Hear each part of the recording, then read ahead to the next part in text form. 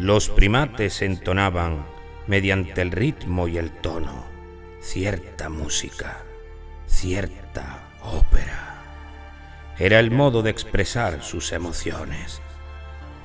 El ser humano pretende controlar, o mejor dicho, guardar para sí esas emociones. Sin embargo, su lenguaje interior no callará.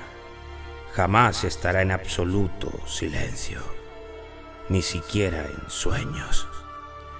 Así aflorarán inexorablemente las emociones para constituir un ser emocional. Aunque la civilización o la realidad virtual pretenda maquillarlo, el hombre llorará embriagado por la tristeza, al igual que la mirada caída y lánguida de los párpados que se depositan lentamente en el animal lastimado, en el animal dolorido. El hombre se sentirá feliz, entonará cánticos alegres hacia sus adentros, al igual que el primate entonaba la ópera de aullidos que celebraban el júbilo de la caza, de las necesidades cubiertas o, simplemente, del amor y el contacto con el prójimo. Reirá, soñará, amará entonando cantos de júbilo y alegría, cual primate en puro rito de celebración. Sufrirá, amará u odiará según sus propios códigos. Lo hará conteniendo el ruido del aullido del primate. La civilización le enseñó a usar el lenguaje interior, el lenguaje del alma. Es momento de acariciar este lenguaje, cual primate que limaba y cuidaba la caña de su instrumento musical. Buenas tardes o buenas noches a todos. Soy Rosa García Perea, soy editora de Almuzara y la persona privilegiada que no sé si en primer lugar, pero casi en primer lugar, leyó este magnífico libro, El Código de... Bueno, es maravilloso, no sé si he sido yo la primera o no, pero bueno, casi la primera que tuvo la suerte de desmenuzar todas las palabras que ellos ponían, bueno, con ese cariño que ellos suelen poner. Ana María Matute decía que la palabra era lo que nos diferenciaba, era la fuerza que tenemos los hombres para diferenciarnos, no del animal, sino incluso de las piedras y del resto de lo que nos rodea. La palabra es lo que nos salva. A mí, no sé si a ustedes les ha pasado, venía para acá, cuando veníamos en el coche, Pepe Arévalo, el jefe de prensa, y yo, en un momento dado que Pepe estaba hablando por teléfono, yo venía pensando un poco, bueno, pues en el libro, en todo lo que ha pasado cuando hemos estado editando el libro, y yo, no sé si a ustedes les ha pasado, cuando pones un mensaje en el WhatsApp, pues puede pasar que haya un malentendido, ¿no? No sé, a mí me ha pasado algunas veces que contesta, sí, no, vale, ok, ya te veo, ya te llamo. Y esas palabras, depende de cómo tú las pongas, si la acompañas con una sonrisa, un emoticono, pues se toman de una forma o de otra. Yo me he encontrado con situaciones complicadas porque el lenguaje no lo he sabido manejar, lo he manejado a lo mejor pues en negativo, ¿no? He dicho, vale, ok, y la persona pues esperaba quizás un poco más de atención y no sabía que yo no se la podía dedicar. El lenguaje negativo, el lenguaje en positivo, si yo a lo mejor pues eso lo hubiera acompañado con una sonrisa o con un emoticono o con un jeje o vale cariño, ya te llamo o tal, la respuesta y la relación con esa persona hubiera cambiado completamente, no hubiera tenido nada que ver con la que después sucede, ¿no? O sucedió en ese momento. ¿Por qué les cuento este rollo del WhatsApp y tal? Porque esto de hablar en positivo, esto de manejar las palabras, que los editores somos un poco arquitectos, ¿no? Nosotros construimos con las palabras que nos entregan los autores, construimos los libros. Esto de hablar en positivo, que parece algo como no tiene mucha importancia, es absolutamente imprescindible, hasta el punto que los chicos están empezando a estudiar oratoria, creo que se ha puesto una asignatura de debate, estamos empezando a darle importancia a comunicarnos en positivo. Si yo ahora esto mismo que les estoy contando, les hablo de lo que no tiene el libro, que el libro tiene de todo, pero bueno, si yo les hablo de lo que no tiene el libro, en vez de hablarles de lo que sí tiene el libro, pues ustedes salen, el que la ha comprado ya, pues jurando en arameo, y el que no la ha comprado, pues bueno, diciendo que esto no lo va a leer. Es tan importante como comunicamos en positivo, que por eso cuando los autores que ya los conocíamos y ya tenían la puerta abierta porque la tenían, porque sabíamos de su valor, pero cuando entregaron el libro a Manuel Pimentel I y después ya llegó a mis manos, pues no lo dudamos, lo teníamos clarísimo, no solo porque era un libro bellísimo, es un libro muy bello, sino porque es un libro muy necesario. Es un libro que deberíamos de tenerlo en la mesita de noche todo el mundo, y levantarnos por la mañana con el firme propósito de hablar en positivo y de saber comunicarnos y saber utilizar esa herramienta que decía Ana María Matute, que es la palabra, que es la que nos salva de ser, pues eso, un primate, como hemos escuchado, o un trozo de piedra, y convertirnos en lo que somos, ¿no? Unos mejores, otros peores, pero en seres con una capacidad de comunicar y con una capacidad de hacer algunas cosas buenas. Yo de los autores no les voy a decir porque todos ustedes conocen los autores, sería muy absurdo que les contara. Sí les digo que, bueno, son muchos años ya, de hecho ya se me ven las canas y son muchos años editando, y editar con ellos ha sido un verdadero placer. Hay autores y autores.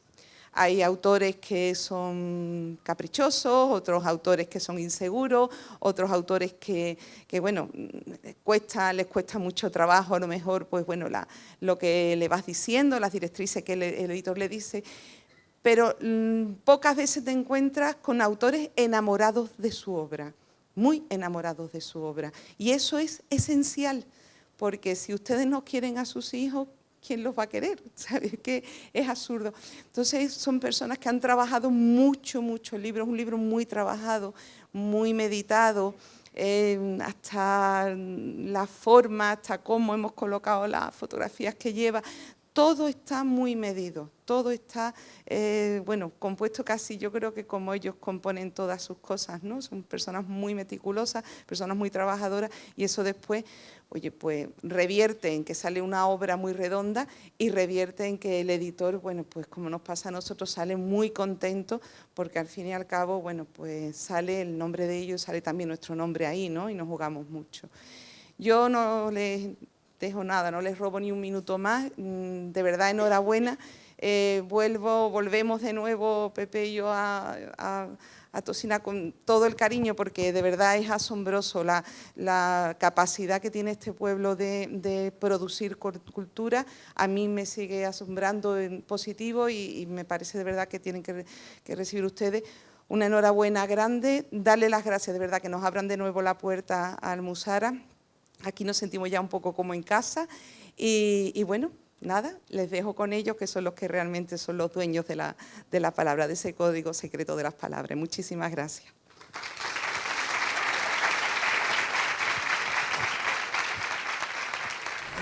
¿Sí? ¿Se me oye? Sí. Buenas noches a todos y a todas. En nombre de Marinieves y en el mío propio, os damos la bienvenida a este acto.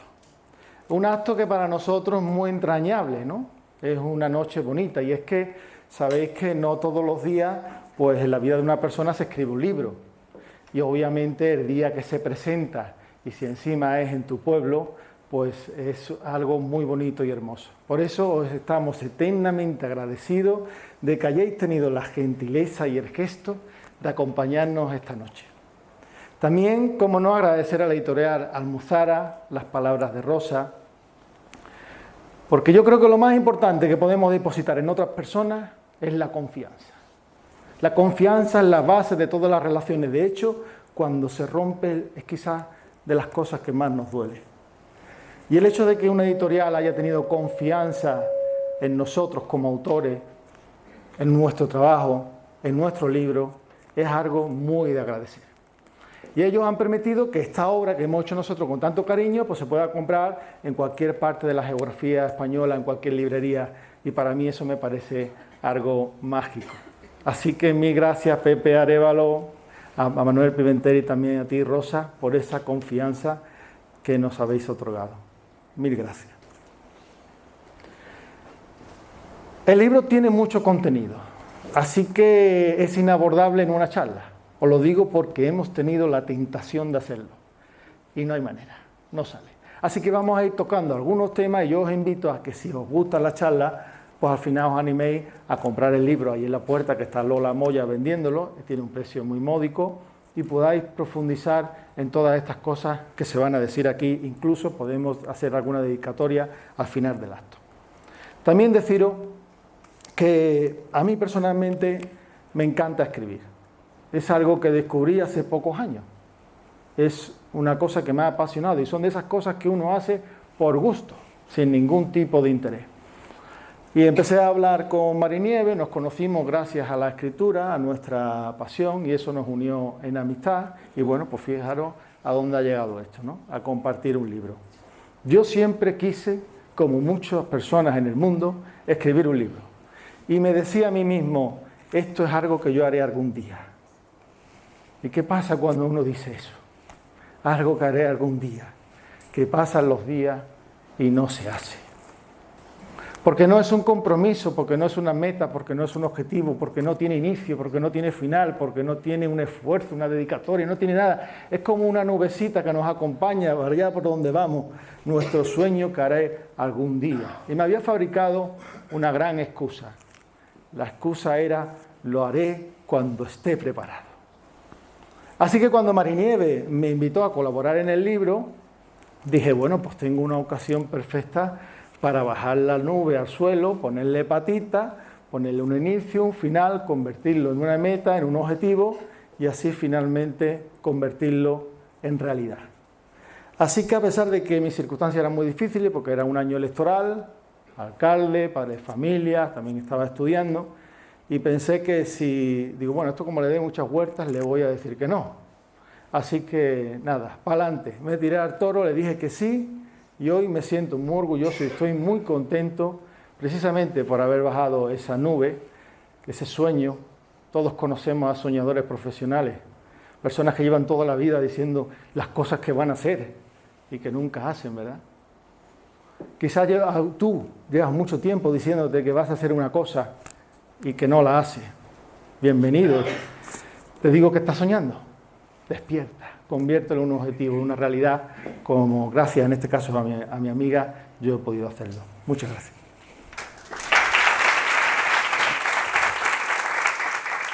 Tú no puedes, retumbó un día en tus oídos, tomándose la libertad de caminar por tus adentros, de arbitrar cada una de tus acciones.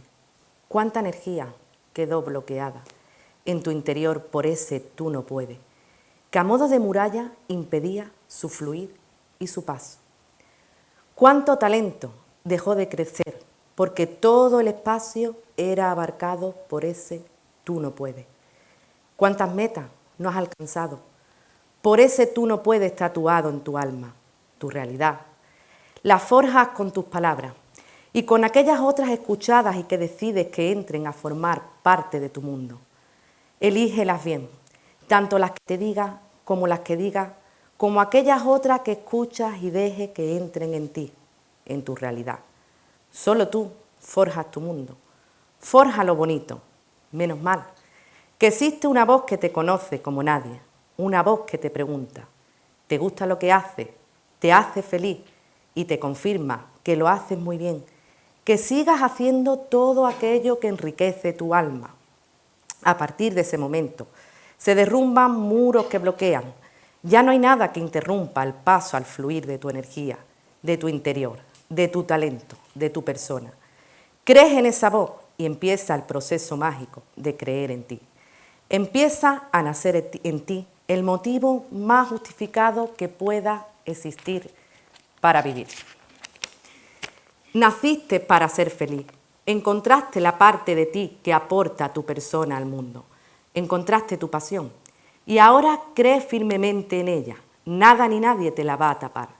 Y es así como lograste las llaves que abren la cerradura del código secreto de las palabras. Bueno, pues con este fragmento del código secreto de las palabras os quiero dar las gracias y las buenas noches. Dicen que lo mejor que se puede llevar uno en la vida es el amor que se dio y el amor que se recibió. Y por eso os tengo que decir que vosotros formáis parte de los momentos más bonitos de mi vida. Y esto pues no sé cómo se puede agradecer. La verdad que os estoy eternamente agradecida y muchos conocéis el gran valor que para mí tiene esta expresión. Así que os voy a intentar devolver todo el cariño que me dais con palabras. ¿Y con palabras por qué?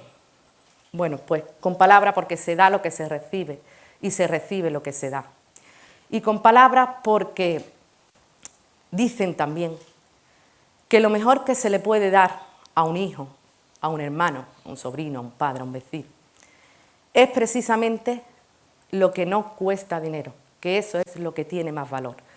Y desde luego las palabras dichas en momentos de felicidad y sobre todo las palabras dichas en momentos de dolor, cuando caes de dolor, eso tiene un incalculable valor porque no cuesta dinero. Y aquí hay muchas personas que me han dicho cosas en momentos de felicidad y también cuando caigo de dolor. Por eso de verdad que muchas gracias, gracias a mi pueblo, gracias a mi familia, gracias a mi marido y a mi niña, porque me dais mucho y muy bonito para mi lenguaje interior. Gracias al Ayuntamiento de Tosina, a los concejales por colaborar de esa forma tan bonita siempre. Gracias a mi amigo Francisco, porque un día me hiciste creer en mí. Y tú conoces, y los dos hablamos de ese tema, de la importancia que tiene hacer que alguien crea en ella misma y de las consecuencias tan bonitas que se despliegan de ese hecho. Y gracias, por supuesto, a la editorial Almuzara. Cuando uno entra ya a formar parte del mundo de las letras, se da cuenta de la gente tan bonita que hay dentro. Por eso, gracias a Manuel Pimentel, por su carisma, por su recibimiento en su editorial. Gracias a Pepe Arévalo por la promoción de la obra, una vez más, de esta obra ahora. Y, por supuesto, gracias a ti, Rosa. Y te voy a contar una cosa.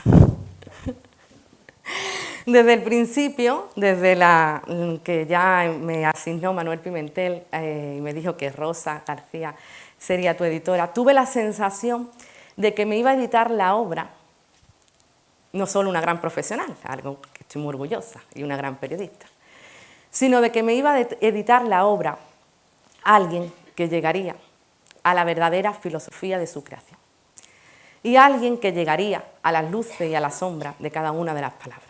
Y creo que el tiempo me lo ha confirmado.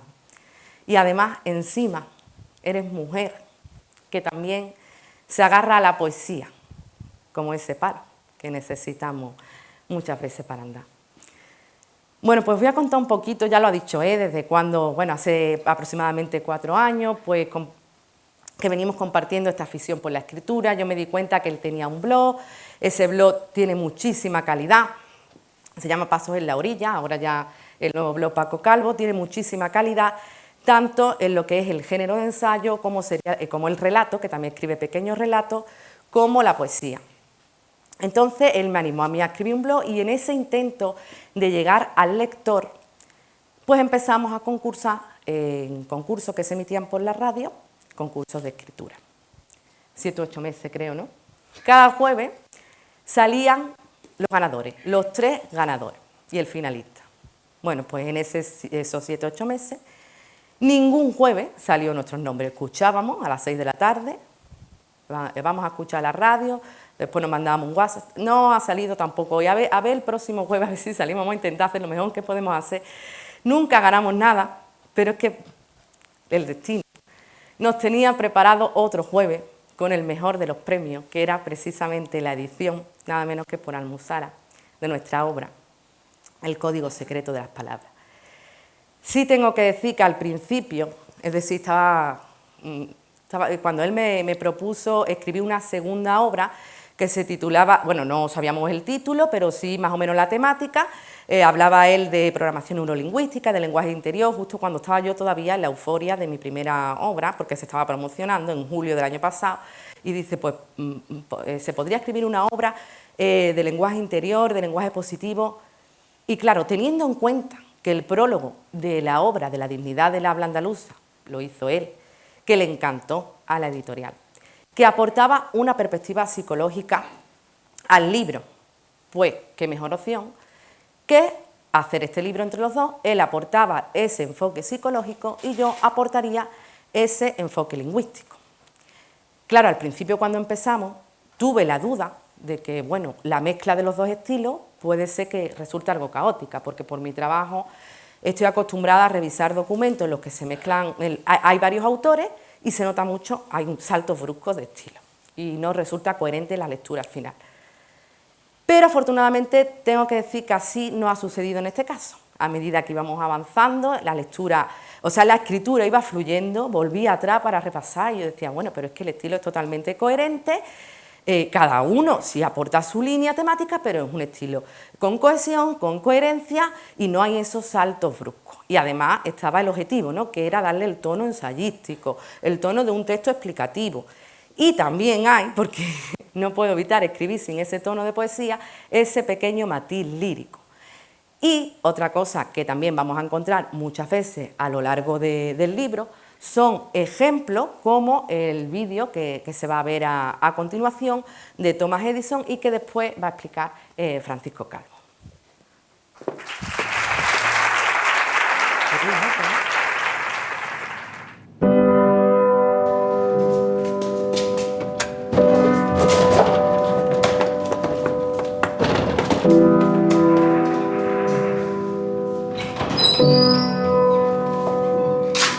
Thomas, entrega esta carta a tu madre. Es muy importante.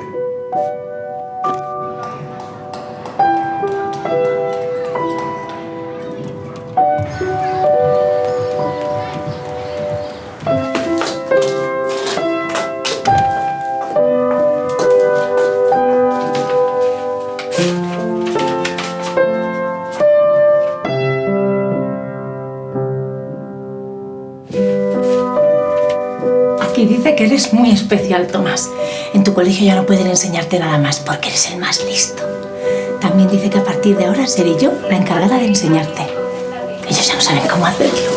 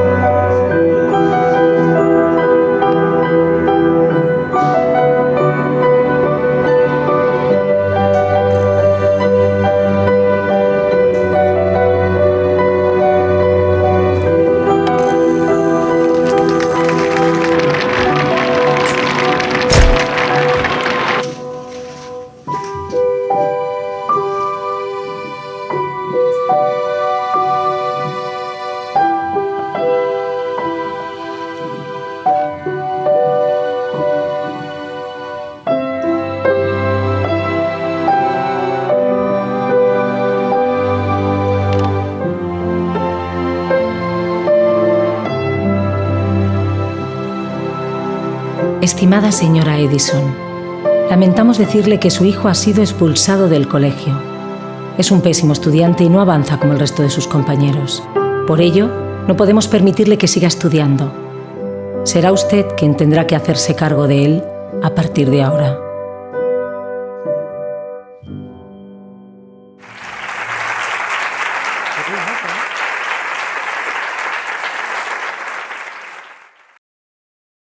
Acabamos de ver un vídeo muy emotivo del canal Historia donde se ve cómo a la madre de Edison le entregan un mensaje. Un mensaje no deja de ser un código de palabras. Algunas palabras están, otras se omiten y se ordenan de manera que tanto el emisor como el receptor la entienden y por eso mismo son un código, al igual que puede haber códigos de números. La madre de Edison, con buen criterio, decide cambiar ese mensaje, porque considera que va a ser perjudicial para su hijo. Y es algo que suelen hacer comúnmente las personas que nos quieren. O bien edulcoran los mensajes que vamos a recibir, o bien los cambian directamente para evitar que nos perjudiquen. Y efectivamente, es muy probable que si ese mensaje hubiese llegado a ese niño, se habría destruido el genio de uno de los mayores científicos e inventores de la historia y habría cambiado la civilización para siempre.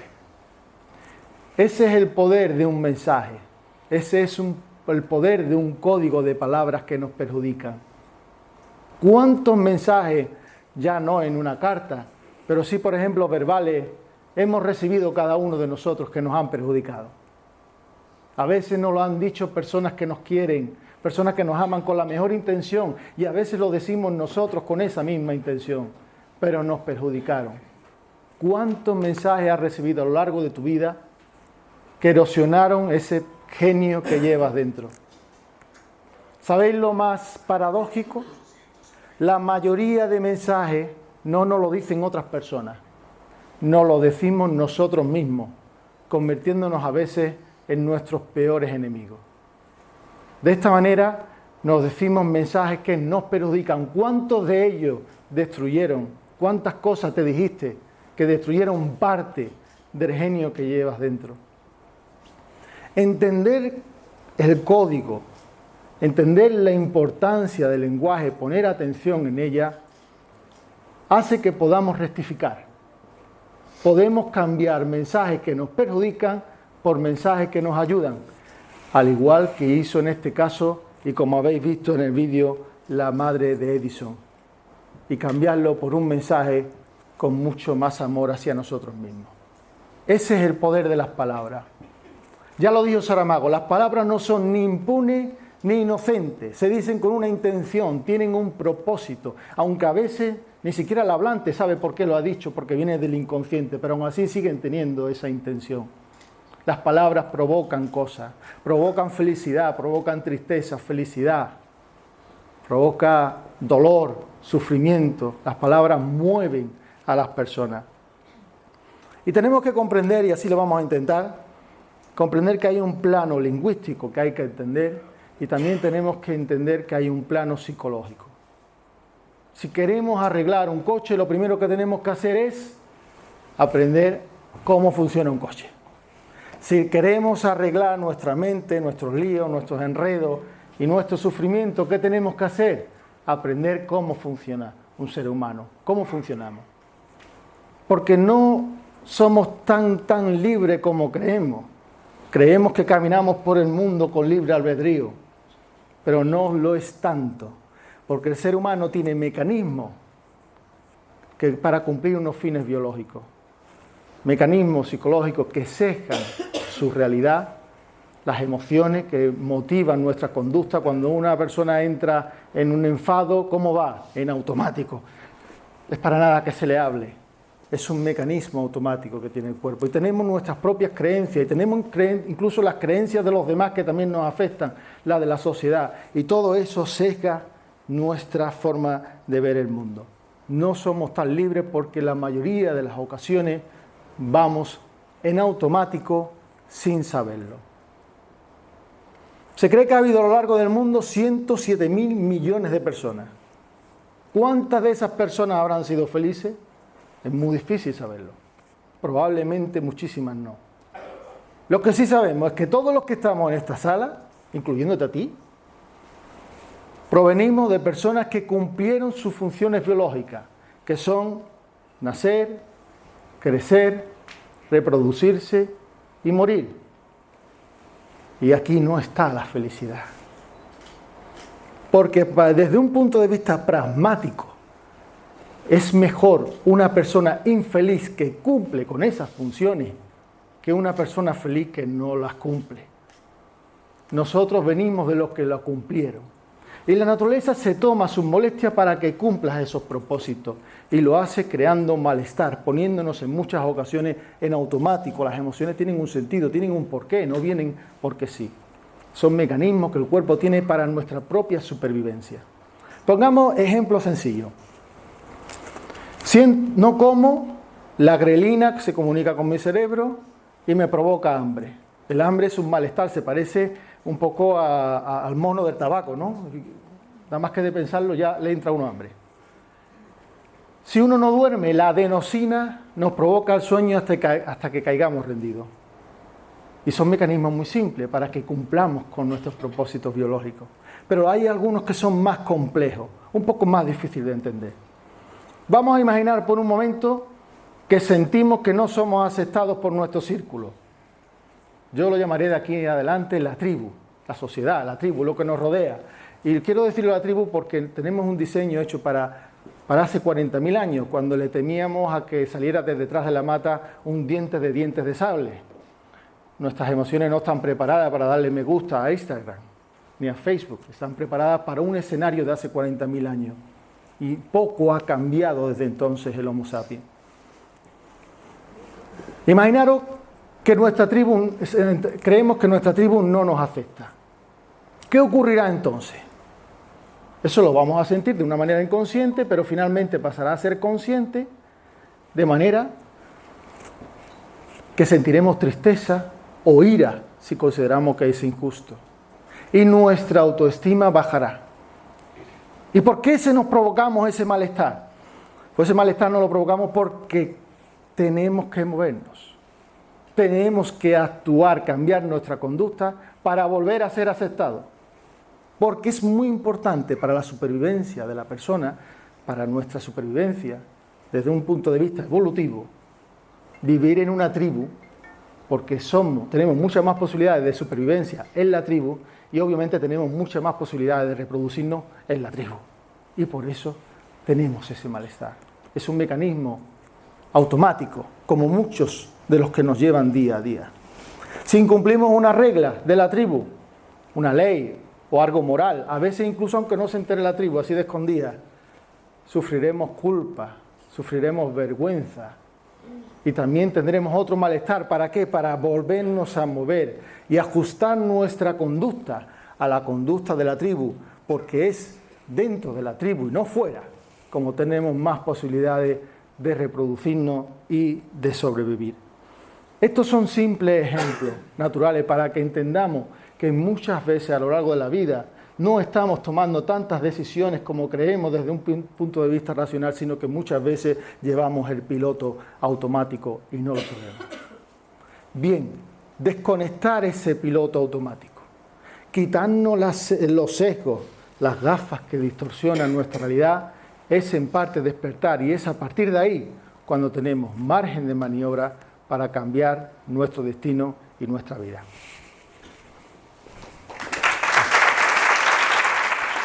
Bueno, como ha explicado él, se trata de darnos cuenta que existen estructuras lingüísticas que nos dañan, que nos limitan, ser consciente que están ahí y que puede haber otras estructuras alternativas por las que sustituir las estructuras negativas. Por eso es un código, por eso es el código secreto de las palabras, porque el lenguaje en definitiva, interior o exterior, es un código, es una combinación.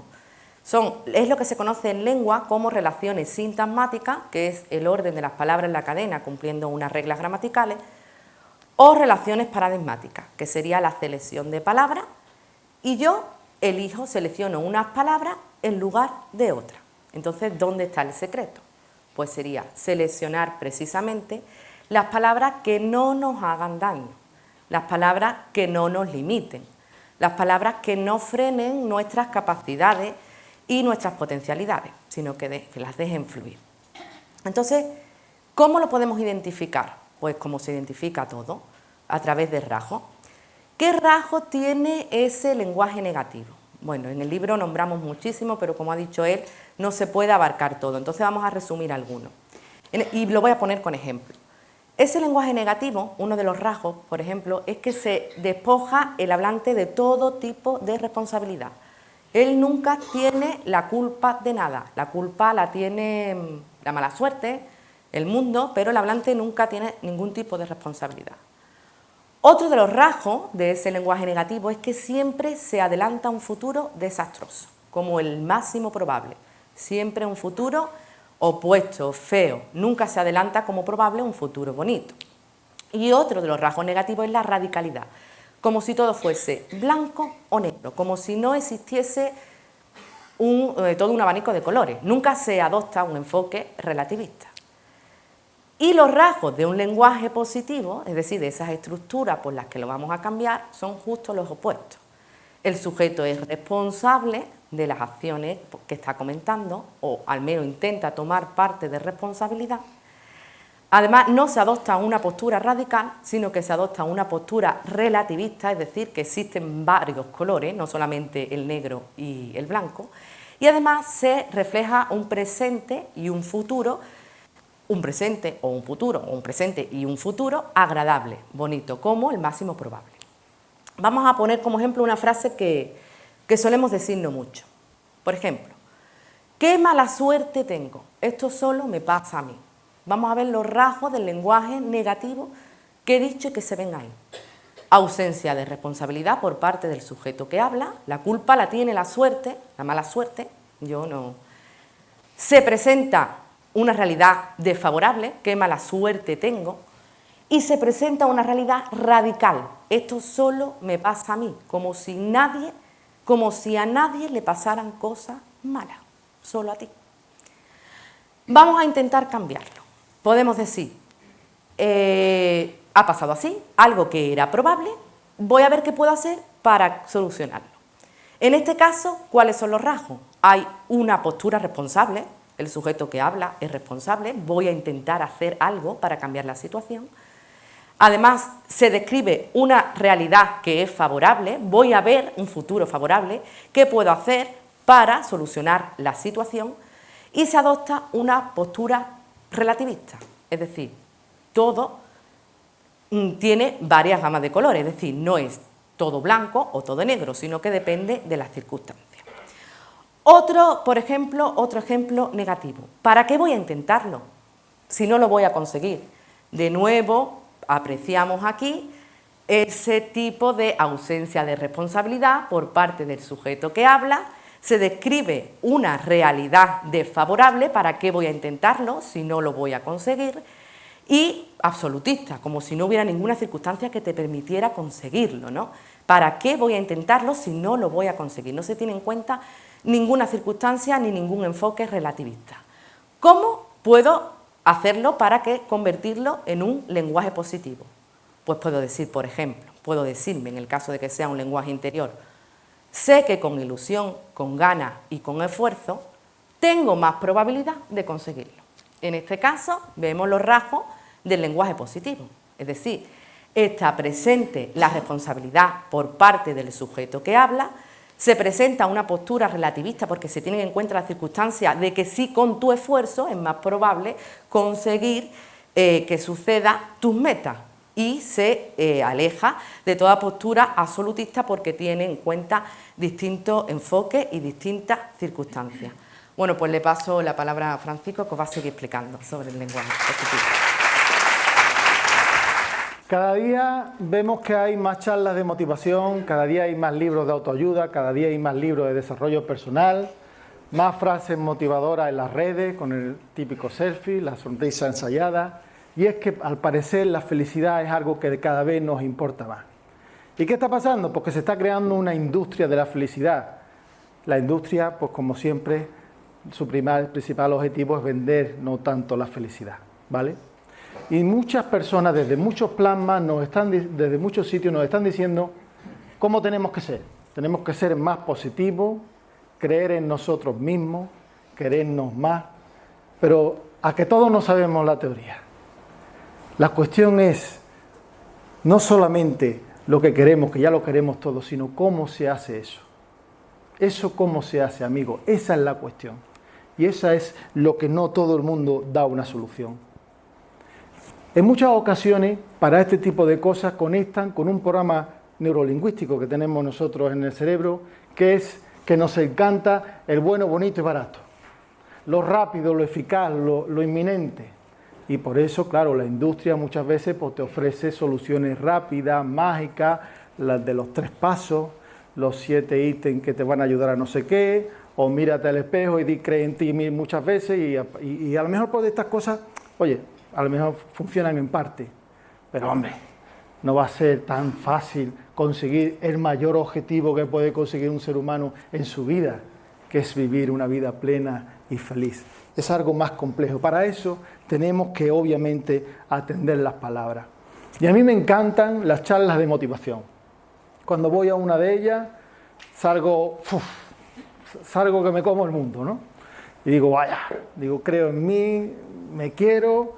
Incluso muchos llamarán a su madre y mamá que ya creo en mí, que ya me quiero, que tengo autoestima. Y la madre dirá, no bemas más, hijo. ¿No? Para allá. Pero bueno, ¿de qué vale esto? Si después se disipa con los días, ¿no? Yo digo que la motivación se parece mucho al órgano sexual masculino. Sube con mucha alegría, ¿no? Es algo rapidísimo. Igual baja, igual de rápido hasta que casi sonríe el suelo. Y después viene un periodo refractario, eréctil, que se llama, por el cual no se va a motivar más. ¿De qué nos vale hacer cambios basados exclusivamente en la motivación si sabemos que nos van a durar lo que dure la motivación? Es mejor sentar nuestros cambios sobre aprendizaje, sobre conocimiento y sobre todo sobre toma de conciencia. Nos dicen en muchos casos que para alcanzar la felicidad tenemos que llegar a algún sitio. Eso es otro programa neurolingüístico. Necesitamos cosas para ser felices. Entonces alguien dice, yo cuando termine de estudiar seré feliz, yo cuando encuentre trabajo seré feliz, cuando me case, cuando tenga mi casa. Y claro, la industria también se pone al servicio de esto. Y te dice, yo te voy a ayudar a cómo ganar dinero, a cómo tener popularidad, a cómo alcanzar poder. Pero hay muchas personas que han alcanzado muchísimo éxito, muchísimo. Y que te dicen, no, esto no me dio la felicidad. Para nosotros, y es lo que defendemos en el libro, la felicidad es en gran parte la ausencia de sufrimiento. Y es que solamente hay que ver la cara de una persona que sufre, y yo como alcalde he estado muy expuesto a esto, ver su posición, su postura, sus rasgos, la profundidad de sus miradas, para entender que no hay nada más alejado de la felicidad que el sufrimiento. Y el sufrimiento no es lo mismo que el dolor. En esto nosotros aceptamos la postura de Echevarría. El dolor es algo natural, sentimos la pérdida de una persona o de algo y obviamente nos ponemos tristes. Y el sufrimiento es algo que le hemos añadido palabras, es un dolor creado con palabras o bien un dolor que se ha postergado, ¿no? Y que se ha incrementado. Qué mala suerte tengo, todo me pasa a mí. ¿Qué he hecho yo para merecer esto? Eso es lo que le añade sufrimiento a todo esto. Y hay una paradoja con el sufrimiento, sin embargo, y es que muchas personas cambian cuando sufren.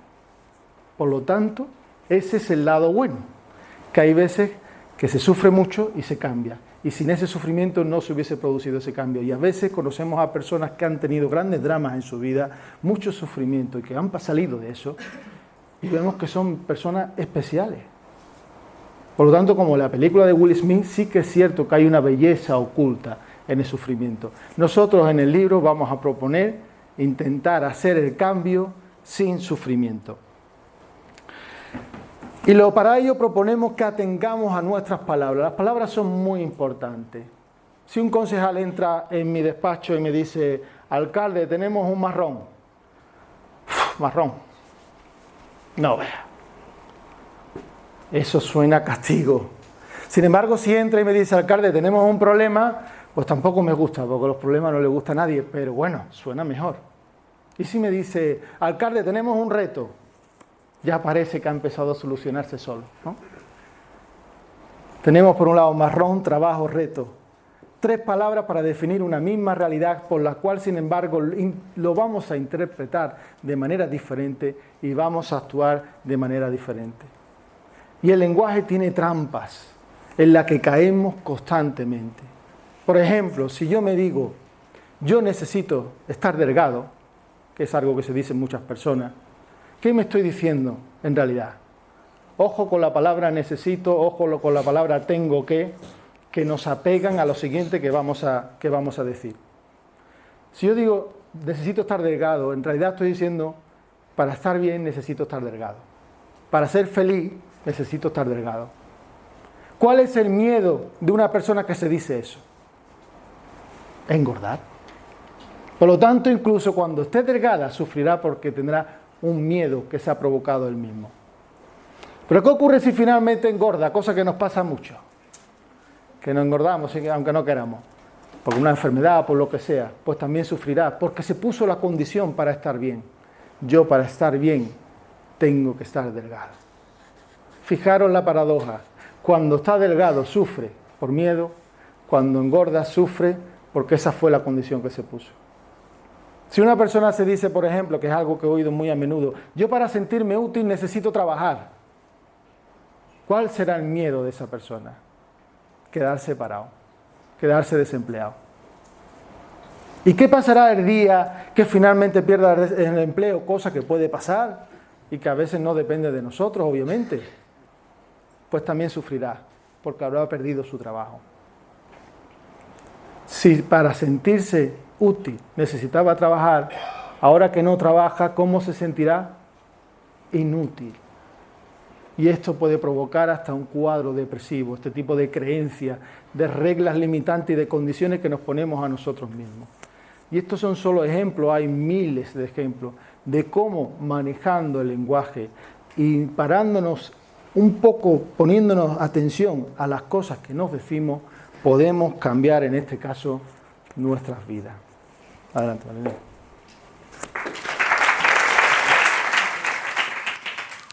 Y desde luego que las palabras cambian vidas. Y voy a poneros ahora ejemplo igual que antes, pero no del lenguaje interior, sino del lenguaje que emitimos al niño. Pongo ejemplo del niño porque es muy fácil inculcar ideologías en el niño, creencias que limiten o que no limiten o que le ayuden a crecer, porque, bueno, la mente del niño es una tabla rasa, ¿no? Entonces, es muy susceptible a todo lo que le digamos. Le afecta mucho que le diga a un niño si desde pequeñito le estamos diciendo, uy, qué mal se le da a este niño las matemáticas. Inmediatamente, y además está aquí la señorita de Candela, que ella lo defiende mucho esta postura, inmediatamente asume el rol de que es torpe en matemáticas. Entonces ya dirá, ¿para qué voy a intentar yo matemáticas si yo soy un niño torpe en matemáticas? Entonces hay que tener mucho cuidado. Si vemos que el ejercicio le está costando trabajo, sus primeros ejercicios de matemáticas, uy, era difícil este ejercicio, pero qué bien que lo has intentado. Así es más fácil que la próxima vez ya te salga bien. Entonces la próxima vez sabrá que merece la pena esforzarse, porque le puede salir bien. No estamos adelantando algo desastroso, como decíamos antes, de los rasgos negativos, que adelantamos un presente o un futuro desastroso con ese lenguaje negativo, ya lo digamos a nosotros mismos o se lo estemos diciendo a un niño, a un amigo o a alguien. Pero en un niño se ve muy fácil. Por eso voy a poner ejemplos que le decimos al niño y de qué modo le puede influir. Si le decimos, por ejemplo, algo que le decimos mucho, y me incluyo, sobre todo cuando tengo prisa, déjame que yo lo haga que tú no puedes. Inmediatamente asume el rol de no puedo, soy incapaz. Y ahí está presente los rasgos del lenguaje negativo que veíamos antes. Es decir, está presente la ausencia de responsabilidad y ya no solo por parte de la persona que habla, déjame que yo lo haga, o sea, no me voy a esforzar en enseñártelo ni siquiera, sino que lo despojamos de toda responsabilidad al niño. Déjame que yo lo haga, que tú no puedes. Está presente ese rasgo que veíamos de que se describe una realidad desfavorable, que tú no puedes directamente. Y está presente ese rasgo de que es totalmente radical, ¿no?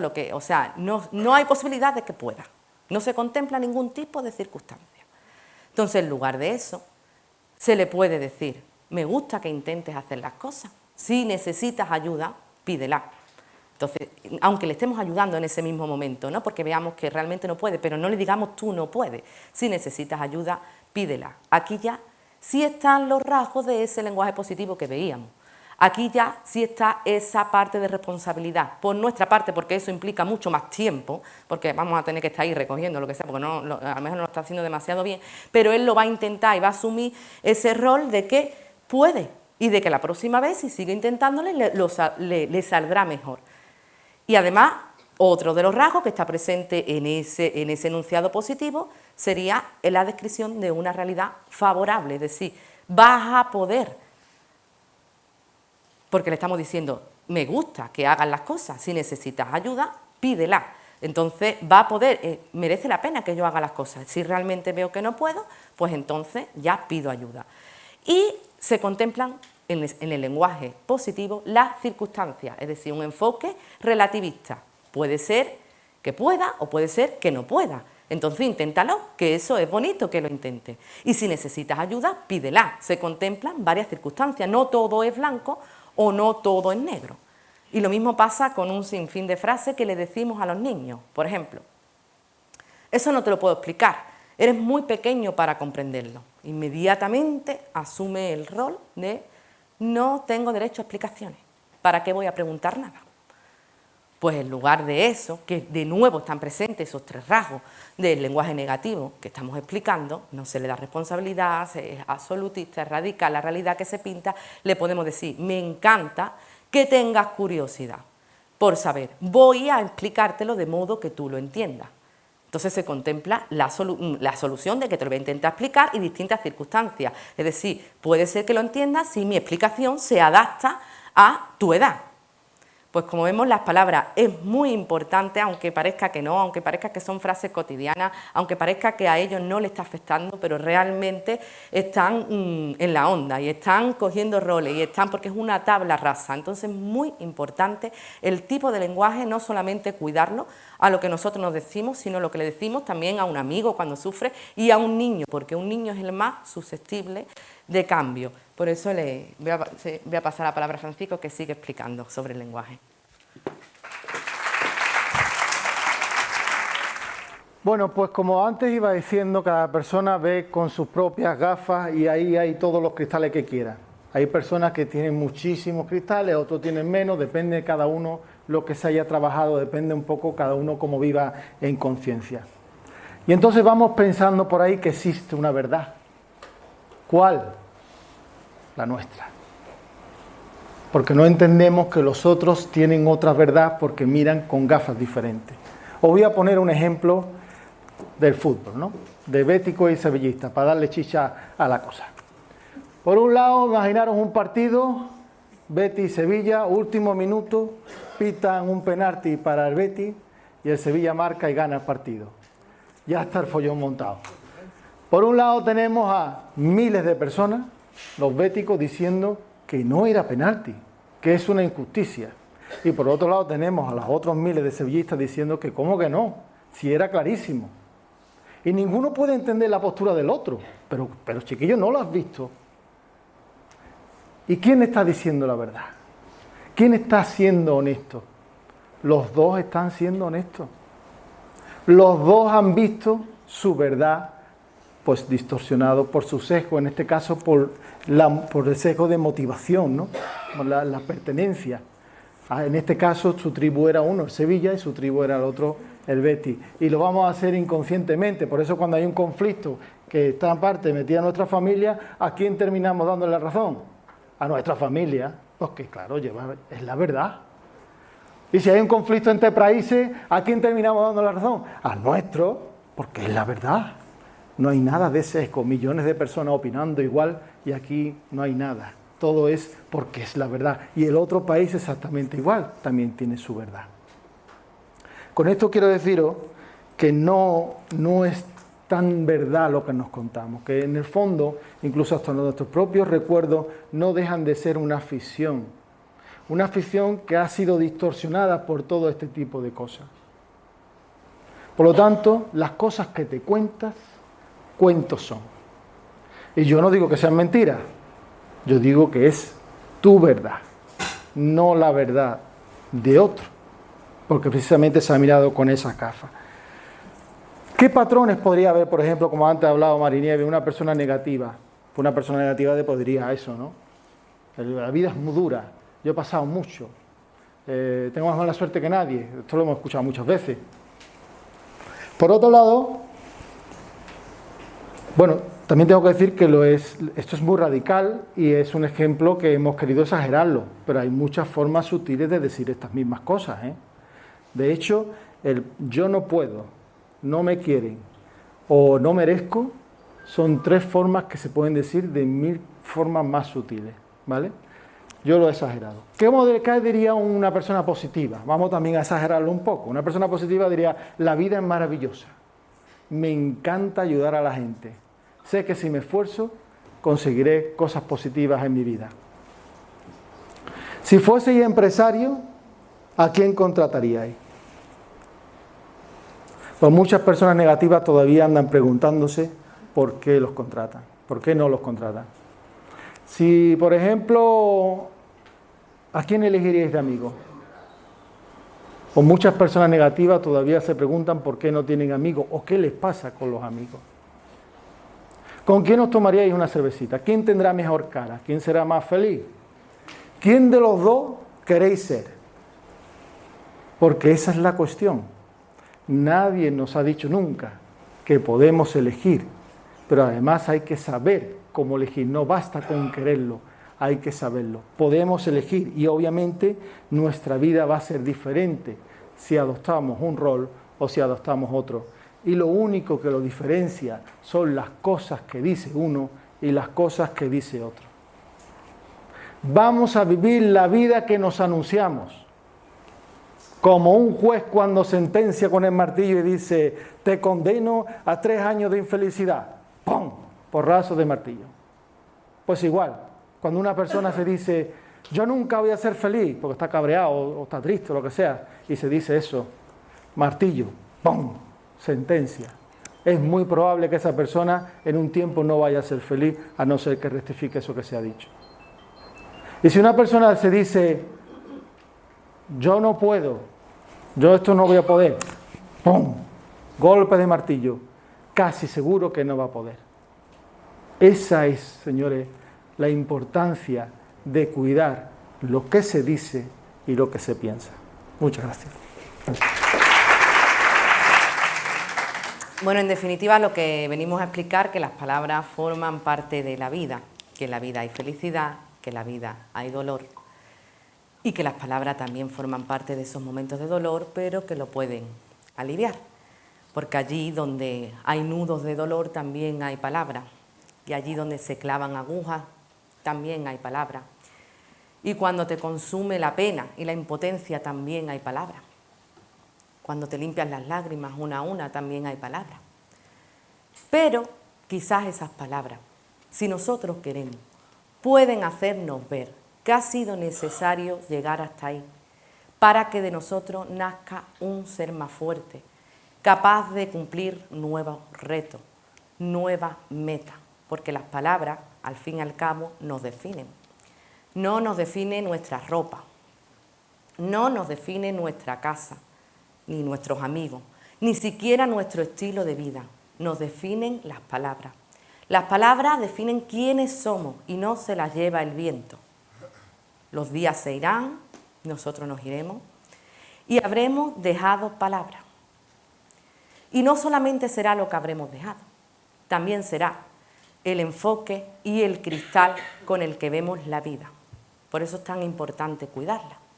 Porque igual que regamos una rosa, aun a sabiendas de que va a crecer con las espinas, pues podemos cuidar nuestro lenguaje, aun a sabiendas de que el camino va a tener piedras, y quizás las piedras del camino pues sean las que nos hacen valorar los momentos de felicidad.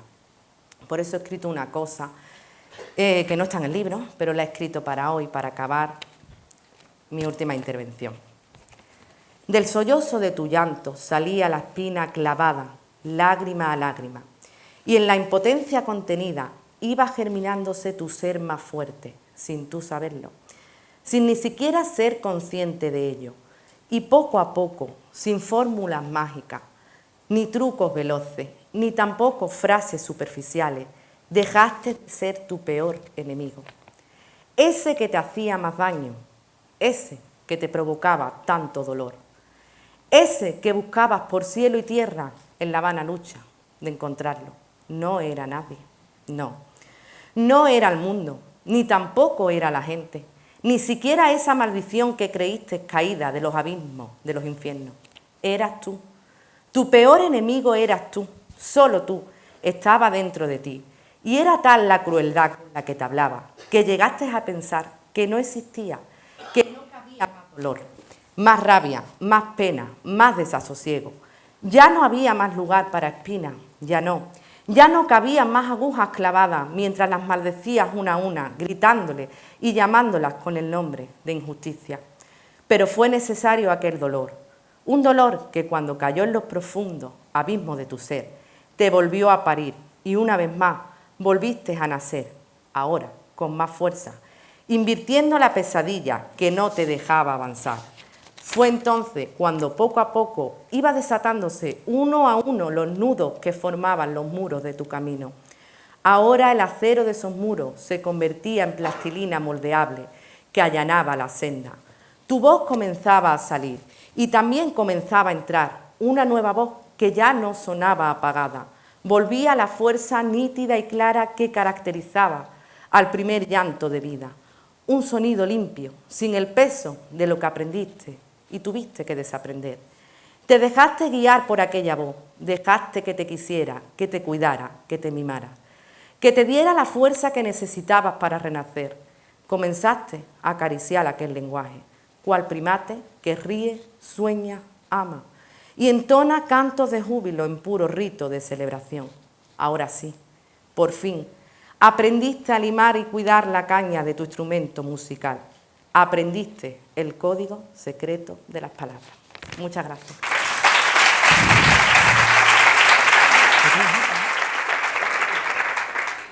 Bueno, voy a finalizar mi intervención con un cuento personal, con el mío, con un poco de mi historia, ¿no?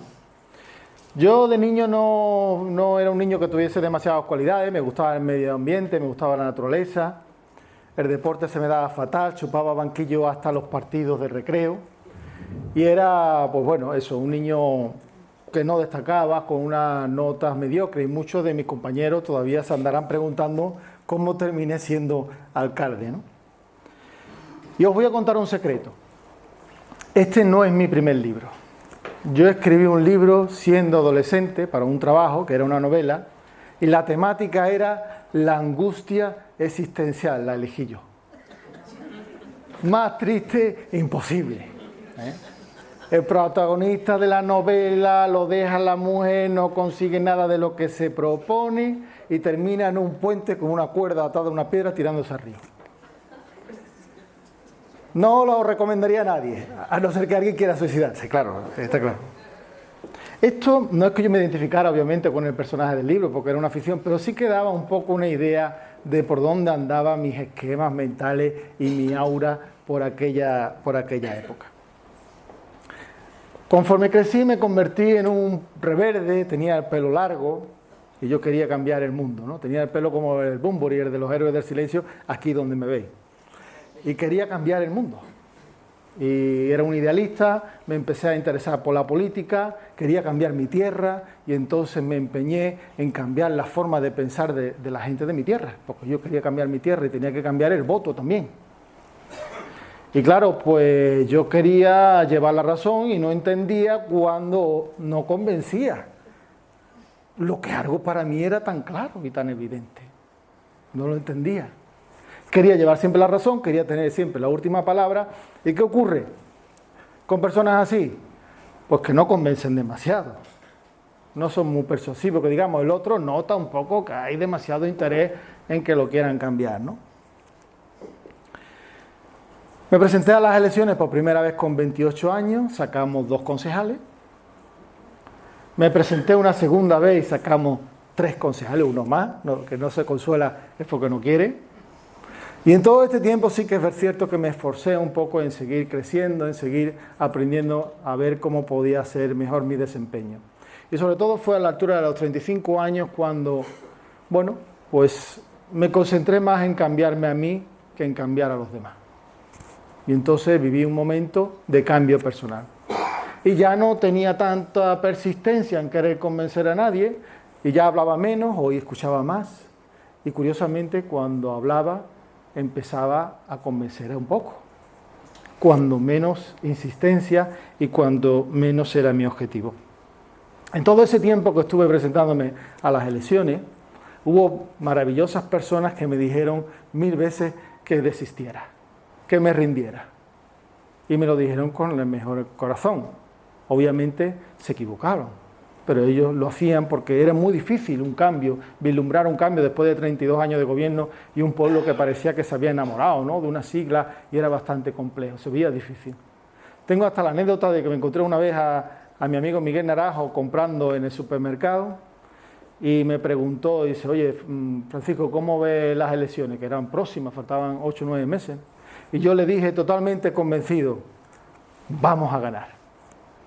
Y este no sabía, se quedó sin poder decirme nada, se me queda mirando y al final me dijo, tú tienes más moral que el Alcoyano.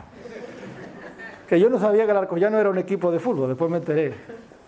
Bueno, pues intentaron, tuve muchas tentaciones para desistir de hacerlo, pero perseveré. Y como dice el dicho, a la tercera fue la vencida, finalmente ganamos las elecciones y conseguimos, o yo personalmente también, conseguí cumplir un sueño personal. Pero no creáis que ahí cesó, yo intenté seguir trabajando, sobre todo a nivel personal, hice formaciones de coaching, de community manager, liderazgo, comunicación, incluso me metí a la universidad para estudiar psicología y todo eso me ha ayudado también a seguir creciendo. Y hoy formo parte del tercer gobierno más votado de todo el Estado español, de pueblos y ciudades de más de 5.000 habitantes. Son en total más de 1.300 pueblos y ciudades que tienen más de 5.000 habitantes y nosotros somos el tercero, que es algo para estar muy orgulloso. Y hoy presento un libro con mi amiga Mari Nieves, que llena de esperanza, que nada se parece al libro más triste del mundo que escribí cuando era un adolescente, ¿no? ¿Y por qué os digo todo esto? Porque creo que muy a menudo vivimos muy anclados. No nos trabajamos el cambio. De manera que conoces a personas, ves a personas y ves cómo pasan los años y no experimentan cambio. Y ellos te lo dicen. Yo no he cambiado. Sigo siendo el mismo. Y es que soy así.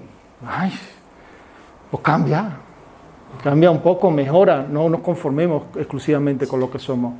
Porque es en ese camino de querer mejorar, pues donde la vida quizás se haga interesante. Yo, por ejemplo, no podría haber sido alcalde, el chaval ese que escribió el libro más triste del mundo, que es el mismo que tenéis delante, pero un poco cambiado, no podría haber sido alcalde, porque ¿a quién iba a dar yo esperanza por aquellos entonces cuando escribía de esa manera? Ni podría haber hablado en público aquí, ni obviamente podría haber escrito un libro como este, ya no de chaval, sino hasta hace muy pocos años, ¿no? Se puede cambiar. Y lo sé porque yo también he tenido mis tiempos en los que me he sentido anclado, he sentido que no he experimentado cambio, no he ido buscando una mejor versión de mí mismo. Y en el fondo creo que todos tenemos miedos que afrontar y sueños que cumplir, todos los que estamos aquí. Y eso de que venimos de una familia pobre, venimos de una familia rica, no es que mi familia es desestructurada, la mía no. No, es que yo he sufrido mucho porque he tenido muchas tragedias. ¿Cuántas excusas? Porque cada uno en su momento y en su etapa puede seguir creciendo, puede seguir evolucionando. Y por supuesto, hay que perseverar, porque tendremos muchas tentaciones a desistir de aquellas cosas que creemos. Y tampoco esperemos a cumplir esa meta para ser felices. No se puede postergar la felicidad, porque puede que esa meta no llegue en su totalidad. La felicidad no se le regala a nadie y no se posterga en el tiempo. Mientras que vamos a la conquista de nuestros sueños y nuestras metas, tenemos que ser felices. Esa es la clave. Sobran las excusas y yo os animo a todos a que, con ayuda de tomar conciencia de aquellas cosas que nos decimos, a veces tan crueles, cambiemos. Y que cuando, llevado por una emoción negativa, nos digamos algo cruel, algo feo, como ya sabemos cómo funciona el código, como ya tenemos cierta conciencia al respecto, nos detengamos y digamos, eso que me he dicho no está bien, así que lo voy a cambiar ahora mismo. Y a partir de entonces podemos elegir la vida que vamos a vivir. Muchas gracias a todos.